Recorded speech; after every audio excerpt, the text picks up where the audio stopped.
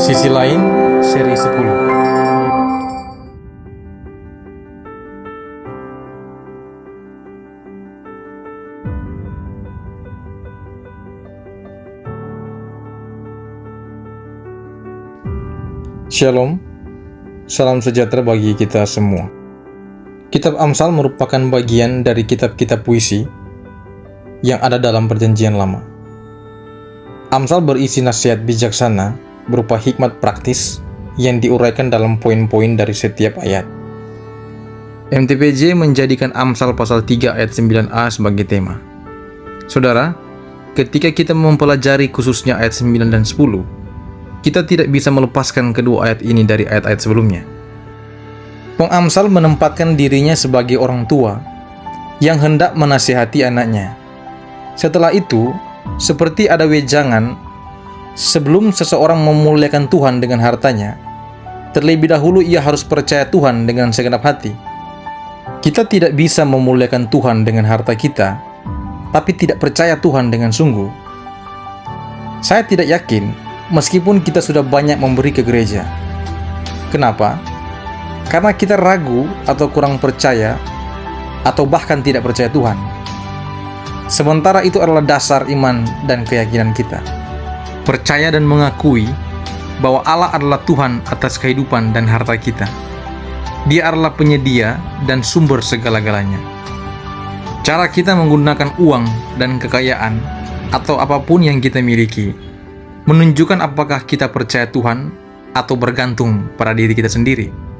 Setelah percaya dan mengakui Tuhan, kita sebagai jemaat harus takut Tuhan dan menjauhi kejahatan. Kita tidak akan pernah bisa memuliakan Tuhan dan menjadi berkat bagi sesama selama hidup kita jahat. Jika hidup kita jahat, maka menjadi pertanyaan, dari mana harta atau uang yang kita miliki berasal? Bisa saja tidak halal, atau hasil dari sebuah kejahatan, mencuri, menipu, menyogok, memeras, atau korupsi. Maka penting untuk takut dan hormati Tuhan. Sebab pemberian kita dalam bentuk apapun yang tidak harus uang, tidak akan diterima Tuhan jika hidup kita jahat. Tuhan bukan hanya tidak terima, Tuhan jijik dengan persembahan seperti itu. Amsal pasal 15 ayat 8a, korban orang fasik adalah kekejian bagi Tuhan. Saudara ingat, kenapa persembahan Kain tidak diterima Allah? Dalam Kejadian pasal 4 ayat 5, 1 Yohanes pasal 3 ayat 12 memberi jawaban. Bukan seperti Kain yang berasal dari si jahat dan yang membunuh adiknya. Dan apakah sebabnya ia membunuhnya? Sebab segala perbuatannya jahat dan perbuatan adiknya benar. Kain hidupnya hari-hari jahat. Dia bukan bunuh Habel baru jadi jahat. Justru karena dasarnya dia jahat, maka dia bunuh Habel. Karena jahat, pada waktu dia memberi persembahan, Tuhan tidak menerimanya. Saudara, selama hidup kita jahat, Tuhan tidak akan pernah terima pemberian persembahan kita. Ini bukan tentang teologi kemakmuran atau teologi transaksional. Jika kita banyak memberi ke gereja, maka Tuhan akan balas lebih banyak lagi. Diberkati melimpah secara materi bukanlah sebuah motivasi dalam memuliakan Tuhan. Hari-hari ini ada banyak orang Kristen yang belum bisa memuliakan Tuhan dengan hartanya karena tidak pernah merasa cukup, anggap remeh orang miskin, dan memberhalakan uang. Uang sudah menggeser posisi Tuhan dalam hidupnya.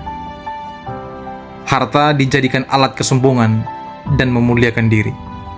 Seringkali ada hal-hal lain yang menempati posisi lebih daripada Tuhan. Kesempatan ini mengingatkan kita untuk tidak menempatkan harta menjadi prioritas utama. Uang memang penting, tapi jika kita sudah menjadikan itu yang utama, maka kita sudah memberhalakan uang itu sendiri.